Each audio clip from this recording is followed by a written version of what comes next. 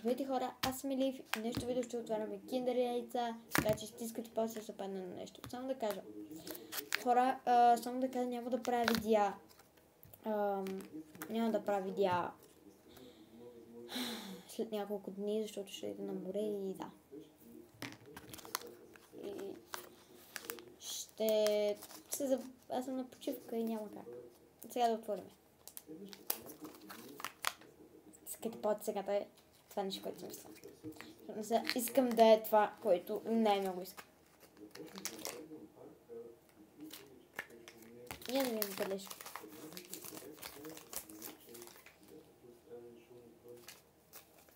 Мисля, че на някой му се падна от YouTube. Шорт такова.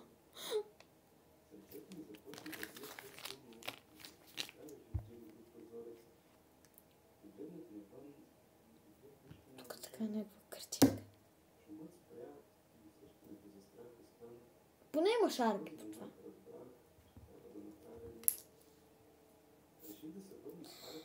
Хора, това много тъпо е. Ако искате, мога да го скрия някъде по центъра на Змейца и да го намерите и да се завърт. За някой, който знае какво е, да напише в коментарите. Ще го скрия за него.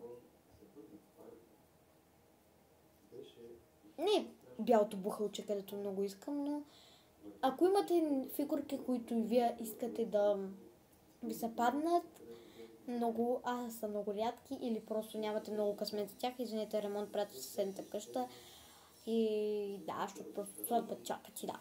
Знаете, пръстника е с ремонт, само бойди за къщата, пък колко работа има цветя, всичко да правят. Но според мен е сладка. Да. И аз трябва да спод къснота сладба, защото сега не знам какво ще обличам, каква прическа. Според мен най-голем проблем е грима. Горе-долу кака ми избира прическата и роклята ми, обувките ми, бишо и всичко, обаче грима. Ама аз си го правя моят грим, защото не сега искам да е такъв, не такъв малък, може да е само спирала и червило, не знам що.